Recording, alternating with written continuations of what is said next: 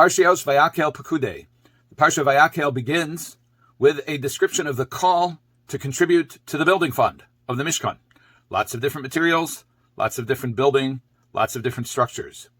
There's gold, silver, copper, tcheles, blue material, argamon, talashoni, sheish v'izim, different colors, different materials, goat skins, aros elim, ma'odamim, aros tchashim, atzei shitim, different type of animal skins, different types of woods, oil, sweet-smelling bisamim, precious stones, and here's the result.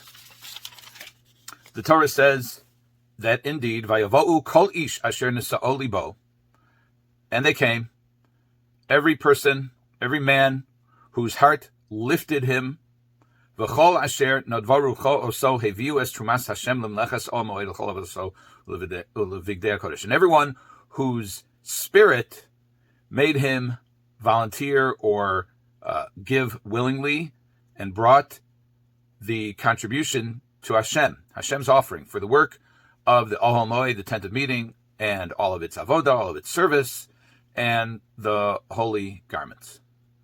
So there's, you might ask the question. It says the first part of the verse. This is 35:21, Lamed Hey Chaf Aleph. The first category of person who comes for this endeavor is Kol Ish Asher Nisa'o Libo, every man whose heart lifted him. And the second category is V'chol Asher Nodva Rucho, or Nodva Rucho Oso, and everyone whose spirit caused him to contribute. Seems kind of fluffy and repetitive. What's the difference between Nisa'o Libo and Nodva Rucho Oso? They seem to be, his heart lifted him, his spirit made him do it. It all seems to be different ways of saying the same thing. Now that could be the case, but we have a general approach in the Torah that there's no surplusage, there's no repetition. Every word counts.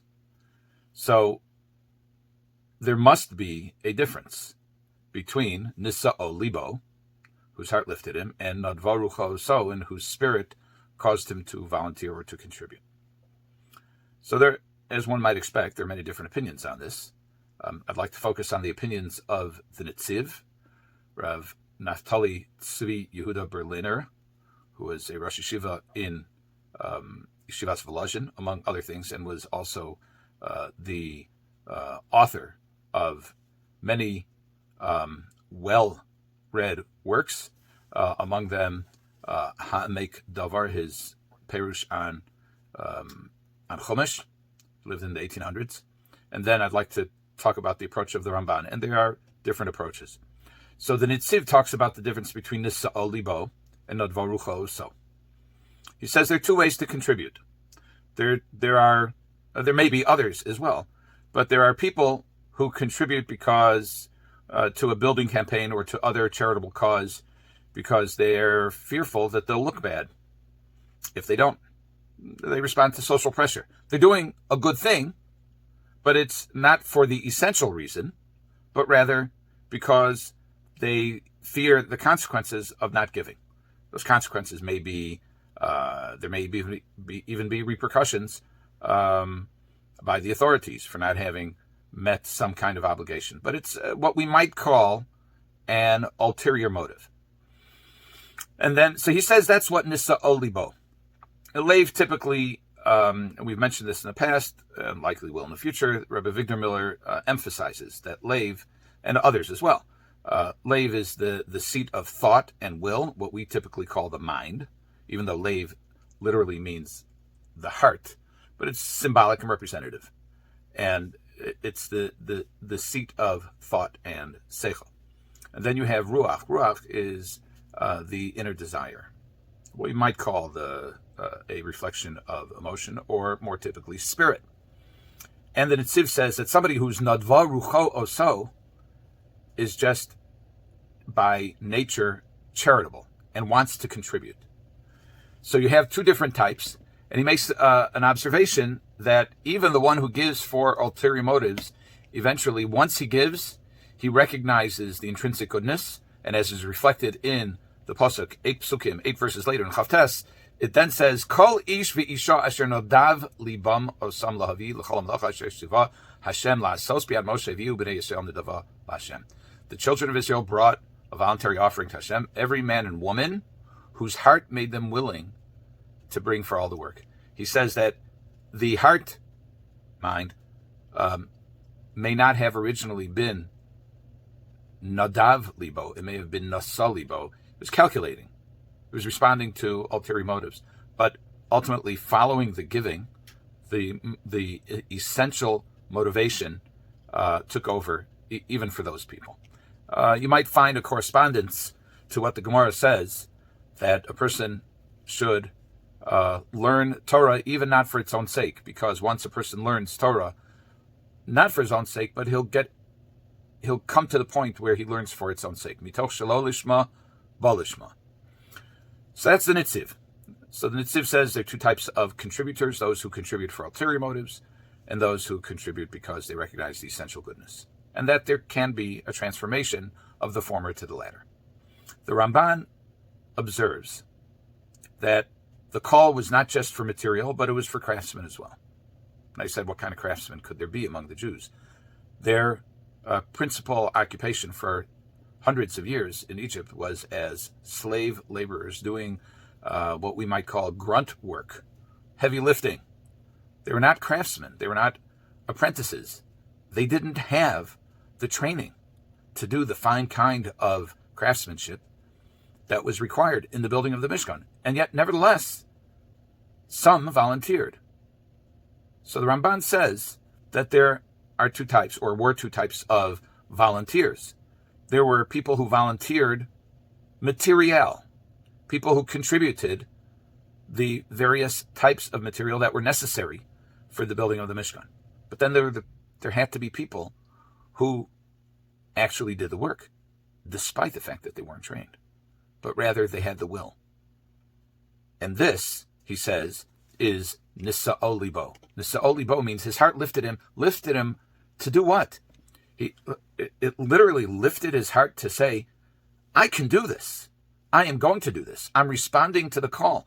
I'm reaching, as we might say today, beyond my comfort zone in order to participate in this historic doing of the will of God, building this Mishkan, where HaKadosh Baruch Hu says, make for me a Mishkan and I will dwell among them. Who wouldn't want to participate in this historic endeavor? Reb Yerucham Levovitz says, if you observe around society and history, you see the people who accomplish great things are the people who have motivation and ambition. Ambition may not be for self-aggrandizement. It may be to accomplish great things for good purposes. There may be people who have such overwhelming ambition that they trample on others in the process. But Reb Yerucham says that somebody who wants to reach greatness has to tap in to the vision of greatness and to say, I can do this, and to think big. Daniel Burnham, who was a most successful architect, perhaps the most successful architect of his time. He lived at the time of Frank Lloyd Wright. He was responsible.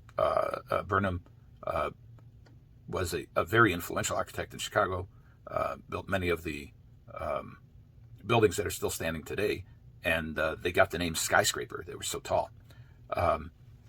He said, make no little plans. They have no magic to stir men's blood, and probably themselves will not be realized. Make big plans. Aim high in hope and work, remembering that a noble, logical diagram, once recorded, will never die, but long after we are gone will be a living thing, asserting itself with ever-growing insistency. Make no little plans. The Ramban is saying, according to Reb Yerucham, the Ramban is saying that to achieve greatness, we have to think big and allow ourselves to take that leap beyond our comfort zones and to say, I can do this. And when you think of the countless organizations of Torah and of Chesed, of Gemilas Chasadim, that we have in our community, from the large yeshivos, with thousands of students.